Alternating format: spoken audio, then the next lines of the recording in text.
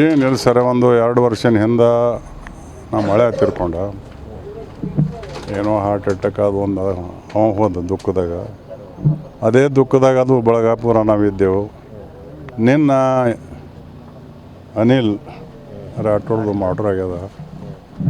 ನಾನು 2-3 ಫಂಕ್ಷನ್ ಮುಗಿಸಿ ಬರತ್ತಾನ ಜಾತ್ರೆ ಹಾಕೋದಾಗ್ಯದ ಅಂದರೆ ಮರ್ಡರ್ ಆಗ್ಯದ್ರಿ. ಅವರು ಪೊಲೀಸ್ರಿಗೆ ಕೇಳೋಣ, ಅನಿಲ್ ರಾಠೋಡ್ ಮಾಡೋಣ. ನಮ್ಮ ಮನ್ಯಾಗ ಹೇಳಿದ್ರು, ಫೋನ್ ಮಾಡ್ಯಾರ, ಹೀಗೆ ಹೊಡೆದಾರ ಅಂದರು. ಅಲ್ಲಿ ತಿರುಗಿ SP ಅವರು ಕಮಿಷನ್ ಬಂದಾರಮ್ಮಣ. ಹೋಗಿ ನೋಡಿದ್ರೆ ಕಣ್ಣು ಪಾಪಿಲಿ ನೋಡಬಾರ್ದು, ಚಕ್ಕರ್ ಬರ್ಲಕತ್ತು. ಅಂಥ ಡೇಂಜರ್. ತಲೆ ಮೇಲೆ ಹೊಡೆದಾರ, ತಲೆ 2 ಸುಗಳಾಗ್ಯದ. ಜೀವ ಹೊಡೆದ್ರೆ ಜೀವ ಹೊಡೆಯವ್ರಿಗೆ ಜೀವದ ಶಿಕ್ಷೆನೇ ಆಗಬೇಕು. ಅಂದರೆ ಇದು ಅಂಥ ಮಾಡೋರಾಗೋದು ತಪ್ತದ. ನಾವು ಸರ್ಕಾರಕ್ಕೆ ಕಾನೂನು ರೂಲ್ಸ್ದಲ್ಲಿ ಮಾಡಬೇಕು. ಯಾಕಂದ್ರೆ ನಮ್ಮೂರಾಗೆ ಹಗಲ ಹಾಡು ಹೊಡೆದ್ರು, ನಿರ್ದೋಷಿಯಾಗಿ ಬಂದರು. ವಕೀಲ್ ಇರ್ತಾರಲ್ಲ, ನಾನು ಸುಮ್ಮ ಕೂತಿಲ್ಲ. ಅವಾಗ ರಾಜಕೀಯದಾಗ ಇದ್ದಿಲ್ಲ. ನಾ ಗೋವಿಂದ ಪಿ ಹೊಡಿರಾಜ್ MLA ಇದ್ದ. ಏನಾಯಿತು ಕೇಸ್ ಅಂದರೆ, ಇಂಥ ವಕೀಲರ ಅಂತ ಹೇಳಿಬಿಟ್ಟು ನಾ ಅಲ್ಲೇ ವಕೀಲರಿಗೆ, ಇಂಥ ವಕೀಲರ ರೊಕ್ಕಿಗಾಗಿ ಅಂದ. ಹಂಗೆ ಅನ್ಬಾರ್ದು ಅಂದರು. ಅಂದ್ರೆ ಈಗ ಏನಾಗ್ಯದ ರೀ, ಏನಾಗ್ಯದ ಅಂದ್ರೆ, ಇದು ಮಾಡ್ರಾಗೋಣ, ಒಂದು ರೊಕ್ಕ ಇದ್ರೆ ಆಯ್ತಪ್ಪ ಉಳಿತೇವೆ ಅಂಬೋದು ಭಾವನೆ ಅದ. ಆದರೆ ಇದಕ್ಕೆ ಸರ್ಕಾರ ಒಂದು ಕಾನೂನು ಮಾಡಬೇಕು. ಯಾರು ಜೀವ ಹೊಡಿತಾರ ಕರೆಕ್ಟ್, ಅದು ಸುಳ್ಳದಲ್ಲಿ ಕರೆಕ್ಟ್ ಯಾರು ಹೊಡಿತಾರ ಅವ್ರ ಜೀವ ಶಿಕ್ಷೆ ಆಗಬೇಕು. ಅಂದರೆ ಏನರೇ ತಡೆ ಕಮ್ಮಿ ಆಗ್ಬೋದು. ಯಾಕಂದ್ರೆ ಮೊನ್ನೊಬ್ಬ ಪುರಾಣದಾಗ ಹೇಳ್ತೀರಿ, ಒಬ್ಬಾಕಿ ಔಷಧ ಹಾಕ್ಬೇಕಂತ ಹಾಕೊಳ್ಳೋಂತ ಕೊಲ್ಬೇಕತ್ತ ಸಿದ್ಧಾರೂಢವ್ರಿಗೆ. ಅವ ಭಾಳ ರುಚಿಯವ ಇಂಥ ಹುಡುಗಿಯವ, ನೀನು ಭಾಳ ಚಲೋವ ಅಂತ ಹೇಳ್ದಂತ. ಅಕ್ಕಿಗೆ ಪರಿಸ್ಥಿತಿ ಏನು ಬರ್ತದ್ರಿ, ಮುಂದೆ ತಂತಾನೆ ಬದಲಾಗಿ ಓಡಾಡಕತ್ತವತ್ತು. ಅಂದ್ರೆ ಇಂಥ ಆದ ಬೆಳಕ್ಕೆ ಹಿಂಗೆ ಆಗ್ಯದ ಅಂಬೋದು ಒಂದು ದೃಷ್ಟಾಂತ. ಇಂಥದ್ದು ನಮ್ಮ ಹಳೆ ಅಂತಂಬ್ರಿ ಫೈನಾನ್ಸ್ ಮಾಡ್ತಿದ್ದ. ಅವ್ರು ಏನೋ ಮನೆ ಅವ್ರಲ್ಲ ನಾವು ಇದ್ದೇವೆ ತಿಳಿರಿ. ಏನು ಗೊತ್ತಾಗ್ತರಿ, ಯಾರಿಗೆ ಸುಮ್ಮನೆ ಯಾರಿಗೆ ಹೇಳಬೇಕು ಏನು ಗೊತ್ತಾಗಿಲ್ಲ.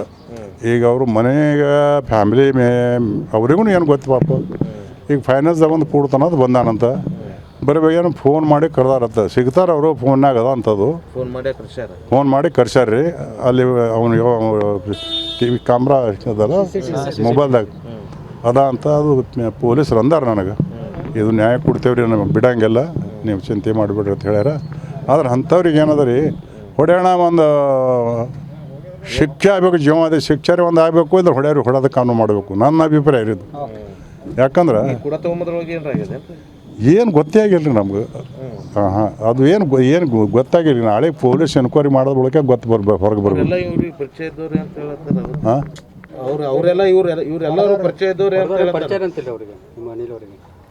ಹೊಡೆದವರು ಈಗ ನೋಡ್ರಿ, ನನಗೆ ಹೇಳ್ಯಾರ ಪೊಲೀಸರು, ನಾ ಯಾರಿಗೆ ಹೇಳಿಲ್ಲ. ಈಗ ನಾವು ಹೇಳಿದೆ ಅಂದ್ರೆ ಅವ್ರು ಓಡೋತಾರ. ಅಲ್ಲ, ನಂಗೆ ಪೊಲೀಸರು ಹೇಳ್ಯಾರ, ನಂಗೆ ಗೊತ್ತಿಲ್ಲ. ಅವರೇ ಅಂತ ನಾ ಹೆಂಗೆ ಸರ್ಟಿಫಿಕೇಟ್ ಮಾಡ್ಲಿಕ್ಕಾಗ್ತಾರೆ. ಈಗ ಅವನು ನಿರ್ದೋಷನ ಇವನ ಹೆಸರು ಹೇಳಿದ್ರೆ ಏಟು ಏಕೋಪಕ್ಕೆ ಹೋಗ್ತಾ, ಏಟು ತೊಂದರೆ ಆಗ್ತಾ, ಏಟು ತ್ರಾಸ ಆಗ್ತದೆ. ಅದಕ್ಕೆ ನಾನು ಬಾಯಲ್ಲಿ ನಾ ಏನೂ ಅಂದಿಲ್ಲ. ಯಾಕಂದ್ರೆ ಇದ್ದ ಕಾಡ್ರು ಬಿಚಾರಿಗಳೇ, ನಿಮ್ಗೆ ಏನು ರೀ ದುಸ್ಮಾನ್ ಇದ್ದಾರೆ, 4 ಮಂದಿ ಹೇಳ್ತಾರೆ ಕುಡ್ತೊಂಬದೇ ಇತ್ತು, ಏನು ರೀ ಯಾವ ರೀತಿ ಹಿಂದಲ್ಲ ಅಂತಾರೆ. ಇದೆಲ್ಲ ಬಿಟ್ಟು ಜೀವ ಹೊಡ್ಯೋಣ ಎದಕ್ಕೆ ಬರ್ತದೆ ಪಾಪ. ಮೊದಲೇ ದುಃಖದಾಗ ಹಣ್ಣು ತೀರ್ಕೊಂಡು 2 ವರ್ಷ ಆಗಿಲ್ಲ, ಪೂರಾ ಫ್ಯಾಮಿಲಿ ದುಃಖದಾಗ ಅದ ರೀ. ನಾವು ಅದ್ರಾಗಿದ್ದೆವು. ನನ್ನ ಮಗಳು ಕೊಟ್ಟಿನಿ, 3 ಹೆಣ್ಮಕ್ಳು ತೊಗೊಂಡ್ಕೇಸಿ ದಾಲ್ಮೇಲ್ದಾಗ ಕೂತಾಳ. ಅವರೆಲ್ಲಗಳು ನೋಡ್ಬೇಕು, ನನ್ನ ಕಣ್ಣು ನೀರು ಹಾಕ್ತಾವೆ. ಇಂಥ ದೇವ್ರು ಯಾರಿಗೂ ತರಬಾರ್ದು. ಆದರೆ ಇಂಥ ಕಿಡಿಗೇಡುಗಳಿಗೆ ನಾನು ಸರ್ಕಾರಕ್ಕೆ ಪ್ರಾರ್ಥನೆ ಮಾಡ್ತೀನಿ, ಇವ್ರಿಗೆ ಜೀವ ಯಾರು ಹೊಡಿತಾರಲ್ಲ ಸರ್ಟಿಫಿಕೇಟ್ ಆದರೆ ಅವ್ರು ಜೀವದ ಶಿಕ್ಷೆ ಆಗಬೇಕು. ಅಂದರೆ ಏನು ಕಮ್ಮಿ ಆಗ್ಬೋದು. ಧನ್ಯವಾದ ಸರ್. ನನಗೆ 8 ಗಂಟೆಗೆ ಗೊತ್ತಾಗಿದೆ. ನಾನು ಸ್ವಲ್ಪ ಬೇರೆ ಕಡೆಗೆ ಹೋಗಿದ್ದೆ, ನಾನು ಇಲ್ಲಿ ಇರಲಿಲ್ಲ, ಬೇರೆ ಕಡೆ ಇದ್ದೆ. ಇಮಿಡಿಯೇಟ್ ಗೊತ್ತಾದ್ಮೇಲೆ ಇಮಿಡಿಯೇಟ್ ಬಂದೀವಿ ನಾವು. ಬಂದ ಮೇಲೆ ಅದು ಎಲ್ಲ ಆಗಿದೆ, ಹೀಗೆ ಅಲ್ಲಿಂದ ಶಿಫ್ಟ್ ಮಾಡಿ ಬಾಡಿ ಹೋಗಿದೆ ಅಂತ ಹೇಳಿದ್ರು. ಅದು ಹಾಸ್ಪಿಟಲ್ಗೆ ಹೋದೀವಿ. ಅಲ್ಲಿ ಹಾಸ್ಪಿಟಲ್ ಕ್ಲೋಸು, ಡೆಡ್ ಬಾಡಿ ಒಳಗಡೆ ಇದು ಮಾಡಿಬಿಟ್ಟು ಶಿಫ್ಟ್ ಮಾಡಿಬಿಟ್ಟಿದ್ರು. ನಾಳೆ 9 ಗಂಟೆಗೆ ಬನ್ನಿ ಅಂದರು. ಆಮೇಲೆ ಪೊಲೀಸ್ ಸ್ಟೇಷನ್ನಲ್ಲಿ ಎಲ್ಲ ನಮ್ಮ ಸೊಸೆದೆಲ್ಲ ಸ್ಟೇಟ್ಮೆಂಟ್ ತೊಗೋತಾಯಿದ್ದರು. ನಾನು ಕೂಡ ಅಲ್ಲೇ ಇದ್ದೆ. ರೇವನಾಯಕ್ ಬೆಳಮಗಿ ಅವರು ಬಂದಿದ್ದರು, ಮಾಜಿ ಮಂತ್ರಿಗಳು. ಬಂದ ಮೇಲೆ ಅವರು ಜೊತೆ ಮಾತುಕತೆ ಆಯಿತು, ಈ ಥರ ಆಗಿದೆ, ನಿಮ್ಮದೇನು ಸ್ಟೇಟ್ಮೆಂಟ್ ಕೇಳಿದರೆ ಕೊಡಿ ಅಂತ. ನನ್ನ ಸ್ಟೇಟ್ಮೆಂಟ್ ಏನು ತೊಗೊಲಿಲ್ಲ, ಬಟ್ ನನ್ನ ಹೆಸರು ತೊಗೊಂಡ್ರು. ನೇಮ್ ನಿಮ್ಮ ಹೆಸರು ಏನು ಅಂತ ಕೇಳಿದ್ರು, ವಿ ಜಿ ರಾಠೋಡ್. ಅದೇ ರೀ, ಮೇನ್ ಇರೋದೇ ಫೈನಾನ್ಸ್ ಪ್ರಾಬ್ಲಮ್.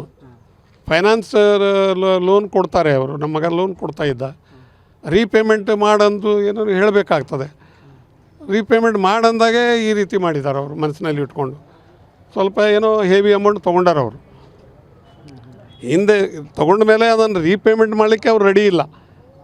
ಅವ್ರು ರೆಡಿ ಇಲ್ಲ ಅಂದಮೇಲೆ ಇವರು ಫೈನಾನ್ಸ್ ಅಂದಮೇಲೆ ಇವರು ಹೇಳಲೇಬೇಕು, ಅಮೌಂಟ್ ಕೊಡಿ ಹಾಗೆ ಹೀಗೆ ಸ್ವಲ್ಪ ಹೇಳಿದ್ದಾರೆ ಅವರು.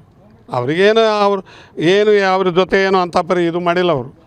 ನಮ್ಮ ಅಮೌಂಟು ನಮಗೆ ಕೊಡಿಯಪ್ಪ, ಅವರೇ ಬಂದು ಅವರೇ ಇದು ಮಾಡಿ ಅವರಿಗೆ ಜೋಡಿ ತಕರಾರು ಮಾಡಿ 4 ಜನ ಏನೋ ಎಂಟ್ರಿ ಆಗಿದ್ದಾರೆ ಆಫೀಸ್ನಲ್ಲಿ.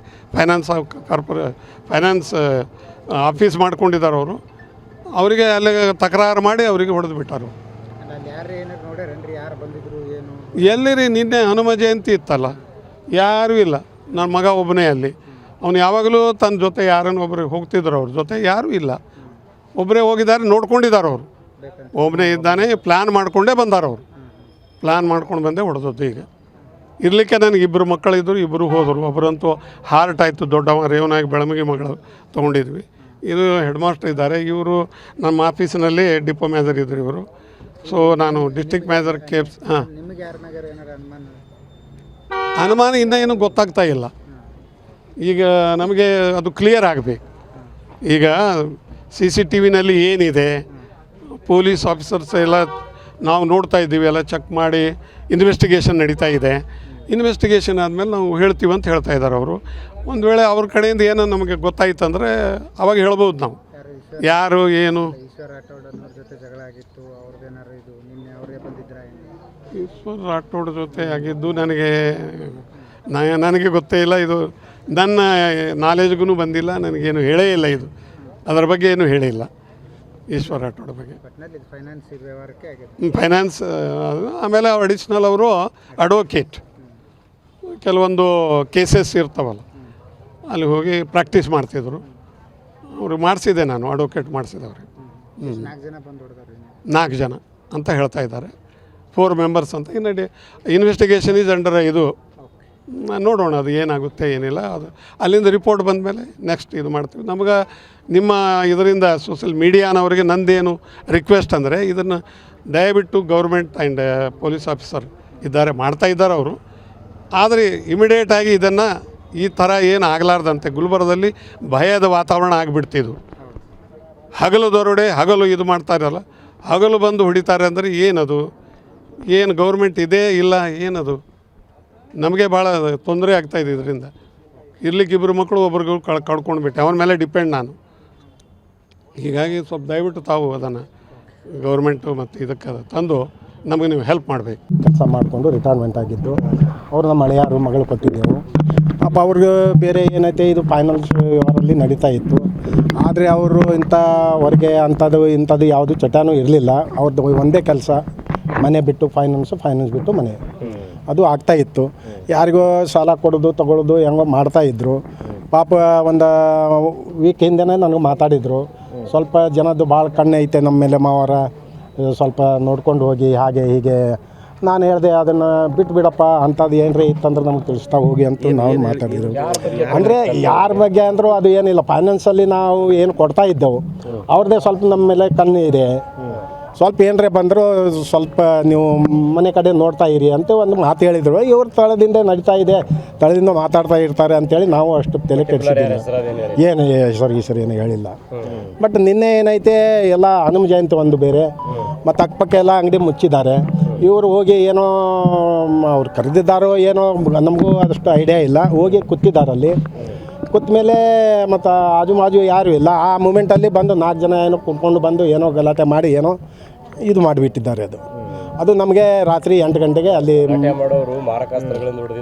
ಪ್ರೀ ಪ್ಲಾನ್ ಆಗೇ ಬಂದಿದ್ದಾರೆ. ಫುಲ್ ಫ್ರೀ ಪ್ಲಾನ್ ಆಗಿದೆ ಅವರಿಗೆ. ಯಾಕೆಂದರೆ ಜನ ಎಲ್ಲ ಈಗ ಹನುಮ ಜಯಂತಿನ ಯಾರು ಜನ ಅಲ್ಲಿ ಇರಲ್ಲಲ್ಲ, ಇದೇ ಫ್ರೀ ಪ್ಲಾನ್ ಅಂತೇಳಿ ಮಾಡಿದ್ದಾರೆ. ಆಮೇಲೆ ನಮಗೆ 7:30 8 ಗಂಟೆಗೆ ಫೋನ್ ಬಂತು, ಫೋನ್ ಬಂದ ಮೇಲೆ ನಾವು ಗಾಬರಿಯಾಗಿ ಮತ್ತು ನಾವು ಓಡಿ ಬಂದೆವು. ಬಂದ ಮೇಲೆ ಈಗೆಲ್ಲ ಇದು ಥರ ನಡೀತಾ ಇದೆ. ಅದಕ್ಕೆ ದಯವಿಟ್ಟು ತಾವು ವಿಡಿಯೋನವ್ರು ಇದ್ದೀರಿ, ಎಲ್ಲ ಇದ್ದೀರಿ, ದಯವಿಟ್ಟು ಅವ್ರ ಬಗ್ಗೆ ಏನಾಗಿದೆ ಎಲ್ಲ ಸ್ವಲ್ಪ ಡಿಪಾರ್ಟ್ಮೆಂಟ್ನವ್ರು, ಪೊಲೀಸ್ ಡಿಪಾರ್ಟ್ಮೆಂಟ್ ಆಗಲಿ, ಕರ್ನಾಟಕ ಸರ್ಕಾರ ಆಗಲಿ, ಈ ಥರ ಮಾಡ್ತಾ ಇದ್ದರೆ ಒಬ್ಬೊಬ್ರದ್ದು ಭಾಳ ಎಲ್ಲ ಹಾಳಾಗುತ್ತೆ. ಈಗ ನೋಡಿ ಸಣ್ಣ ಸಣ್ಣ ಮಕ್ಕಳಿದ್ದಾರೆ, ಅದಕ್ಕೆ ದಯವಿಟ್ಟು ತಾವು ಇದನ್ನು ಗಮನ ಹರಿಸಿ ಮುಂದೆ ಏನೈತೆ ಅವ್ರಿಗೆ ಏನೈತೆ ಒಳ್ಳೆ ಇದು ಕೊಡಿಸ್ಕೊಳ್ರಿ ಅಂತ. ತಾವು ಹೇಳಿದ್ರೆ ಅವಾಗಲೇ ಹಿಂಗೆ ಏನೋ ಬೆದರಿಕೆ ಅದು ಇದು ಅಂತೇಳಿ ಪೊಲೀಸ್ ಏನು ಕಂಪ್ಲೇಂಟ್ ಕೊಡಲಿಲ್ಲ. ಅದು ಈಗ ನೋಡಿ ನಿನ್ನೆನೇ ಬಂದಿದೆ ಅದು. ಅಲ್ಲಲ್ಲ ಹಿಂದೆ ನಿಮ್ಮ ಇನ್ನು ಈಗ ಅವ್ರದ್ದು ಮಾಮೂಲಿ ಅದು ವ್ಯವಹಾರ ಇತ್ತಲ್ಲ, ವ್ಯವಹಾರ ಎಲ್ಲ ಮತ್ತು ಅದು ಆಗುತ್ತಾನೆ ಇರುತ್ತೆ, ಹೋಗ್ತಾನೆ ಇರುತ್ತೆ. ಈಗ ಯಾರ ಮೇಲೆ ಅಂತ ಕಂಪ್ಲೇಂಟ್ ಕೊಡಬೇಕು? ಈಗ ಸಪೋಸ್ ಯಾರ ಮೇಲೆ ಅಂತ ಕಂಪ್ಲೇಂಟ್ ಕೊಡಬೇಕು? ನಾವು ಅದನ್ನು ಈಗ 4-5 ಸಲ ಆ ಥರ ಅನ್ನೋಣ, ಮತ್ತು ಅದು ಆಗ್ತಾ ಇರುತ್ತೆ, ಹೋಗ್ತಾ ಇರುತ್ತೆ, ನೀವು ಹುಷಾರಾಗಿ ಇರ್ರಿ ಅಂತೇಳಿ ನಾವು ಮಾತಾಡಿದ್ವಿ ಅಷ್ಟು. ಆಮೇಲೆ ಬೇರೆ ಏನಿಲ್ಲ. ಈ ಥರ ಆಗಿದೆ, ದಯವಿಟ್ಟು ಸ್ವಲ್ಪ ಅವರಿಗೆ ನ್ಯಾಯ ದೊರಕಿಸ್ಕೊಡ್ಬೇಕಂತೇಳಿ ನಮ್ಮ ಮನೆ ಹೇಳ್ತೀವಿ. ಯಾರು ಸರ್ ಯಾವಾಗಿದೆ? ಸ್ಟೇಷನ್ ಬಜಾರ್ ಪೊಲೀಸ್ ಸ್ಟೇಷನ್ ವ್ಯಾಪ್ತಿಯಲ್ಲಿ ಒಂದು ಕೊಲೆ ಪ್ರಕರಣ ವರದಿಯಾಗಿದೆ. ಅದರಲ್ಲಿ ಮೃತರಾದವ್ರ ಹೆಸರು ಅನಿಲ್ ರಾಠೋಡ್ ಅಂತ, ಸುಮಾರು 45 ವರ್ಷ ಇದೆ. ಅವರು ವಿವಾಹಿತರಾಗಿದ್ದಾರೆ ಮತ್ತು ನಮಗೆ ಬಂದ ಪ್ರಾಥಮಿಕ ಮಾಹಿತಿ ಪ್ರಕಾರ ಅವರು ಒಂದು ಖಾಸಗಿ ಫೈನಾನ್ಸನ್ನು ಮಾಡ್ತಾಯಿದ್ರು ಮತ್ತು ವಕೀಲರು ಕೂಡ ಆಗಿದ್ದಾರೆ ಅಂತ ಹೇಳ್ತಾ ಇದ್ದಾರೆ. ಬಟ್ ಅದು ರೆಗ್ಯುಲರ್ ಪ್ರಾಕ್ಟೀಸ್ ಮಾಡ್ತಾ ಇರಲಿಲ್ಲ ಅಂತ ಕೆಲವು ನಮಗೆ ಪ್ರಾಥಮಿಕ ಮಾಹಿತಿ ತಿಳಿದು ಬಂದಿದೆ. ಅದರ ಪ್ರಕಾರ ಅವರಿಗೆ ಪರಿಚಯ ಇರೋರು 3 ಜನ ಬಂದು ಹಲ್ಲೆ ಮಾಡಿದಾಗಿದೆ. ಈಗ ಅದ್ರ ಬಗ್ಗೆ ಈಗ ಆಲ್ರೆಡಿ ನಾವು 3 ವಿಶೇಷ ತಂಡಗಳನ್ನು ಮಾಡಿದ್ದೀವಿ ACPಗಳ ನೇತೃತ್ವದಲ್ಲಿ. ಆದಷ್ಟು ಬೇಗ ಆರೋಪಿಗಳನ್ನು ಬಂಧಿಸ್ತೀವಿ ಮತ್ತು ಈ ಘಟನೆಗೆ ಏನು ಕಾರಣ ಅಂತ ಕೂಡ ನಾವು ತಿಳ್ಕೊತೀವಿ. ಏನು ಕೆಲಸ ಮಾಡ್ತೀವಿ ಸರ್? ಬೇಸಿಕಲಿ ಪ್ರೈವೇಟ್ ಫೈನಾನ್ಸ್ ಮಾಡ್ತಾಯಿದ್ರು ಅಂತ ಇದೆ ಮತ್ತು ಇದೇ ಸ್ಟೇಷನ್ ಬಜಾರ್ ಸ್ಟೇಷನ್ ಲಿಮಿಟ್ಸಲ್ಲಿ ವ್ಯಾಪ್ತಿಯಲ್ಲಿ ಅವರು ವಾಸವಾಗಿದ್ದಾರೆ ಮತ್ತು ಅಪರಾಧದ ಹಿನ್ನೆಲೆಯನ್ನು ನಾವು ಕಲೆ ಹಾಕಿದಾಗ ಯಾವುದೂ ಅಪರಾಧ ಹಿನ್ನೆಲೆ ಇಲ್ಲ ಮತ್ತು ಯಾವುದೂ ಇವ್ರ ಮೇಲೆ ದೂರ ಆಗಲಿ, ಇವರಿಂದ ದೂರ ಆಗಲಿ ಯಾವುದೂ ಸ್ಟೇಷನಲ್ಲಿ ದಾಖಲಾಗಿದೆ. ವಿಚಾರವಾಗಿ ಎಲ್ಲರಿಗೂ ಏನಾದರೂ ಕಂಪ್ಲೇಂಟ್ ಏನಾದರೂ ಇಲ್ಲಿವರೆಗೆ ಯಾವುದೂ ಆಗಿಲ್ಲ. ಅದ್ರ ಬಗ್ಗೆನೂ ಕೇಳಿದ್ದೀವಿ. ಹಣಕಾಸಿನ ವಿಚಾರಕ್ಕೆ ಯಾವುದೂ ದೂರು ಆಗಿಲ್ಲ ಮತ್ತು ಈಗ ಇಮ್ಮಿಡಿಯೇಟ್ ರೀಸನ್ ಏನು ಕೊಲೆ ಮಾಡಲಿಕ್ಕೆ ಅನ್ನೋದ್ರ ಬಗ್ಗೆ ಆರೋಪಿಗಳಿಗೆ ಆಲ್ರೆಡಿ ನಾವು ವಿಶೇಷ ತಂಡಗಳನ್ನು ಮಾಡಿದ್ದೀವಿ. ಆದಷ್ಟು ಬೇಗ ಆರೋಪಿಗಳನ್ನು ವಶಪಡಿಸ್ಕೊತೀವಿ ಮತ್ತು ಕೊಲೆಗೆ ಇಮ್ಮಿಡಿಯೇಟ್ ರೀಸನ್ ಏನಂತ ತಿಳ್ಕೊತೀವಿ. ಹರಿತವಾದ ಆಯುಧಗಳಿಂದ ಹಲ್ಲೆ ಮಾಡಿದ್ದಾರೆ. ಕೆಲವು ನಮಗೆ ವೈಜ್ಞಾನಿಕ ಸಾಕ್ಷಿಗಳು ದೊರೆತಿದೆ. ಅದರ ಮೇರೆಗೆ ನಾವು ಪ್ರಾಥಮಿಕವಾಗಿ ನೋಡಿದ ಪ್ರಕಾರ 3 ಜನ ಅವರಿಗೆ ಪರಿಚಯ ಇರುವ ಆರೋಪಿಗಳು ಬಂದು ಹಲ್ಲೆ ಮಾಡಿರೋ ರೀತಿ ಇದೆ.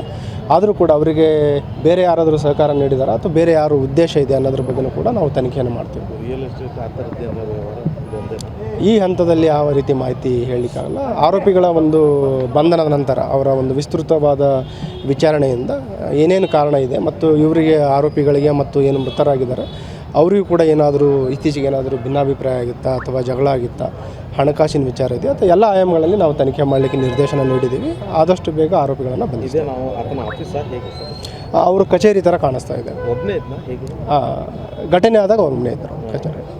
ಅಂದರೆ ಗೊತ್ತಿದ್ದೇ ಪ್ಲ್ಯಾನ್ ಮಾಡಿ ಇದಾಗಿ ಕೆಲವು ಇದ್ರ ಪ್ರಕಾರ ನಮಗೆ ಅವ್ರಿಗೆ ಪರಿಚಯ ಇರೋರೇ ಮಾಡಿದ್ದಾರೆ ಅಂತ ಹೇಳ್ತಾ ಇದ್ದಾರೆ. But anyhow we will investigate in all the angles.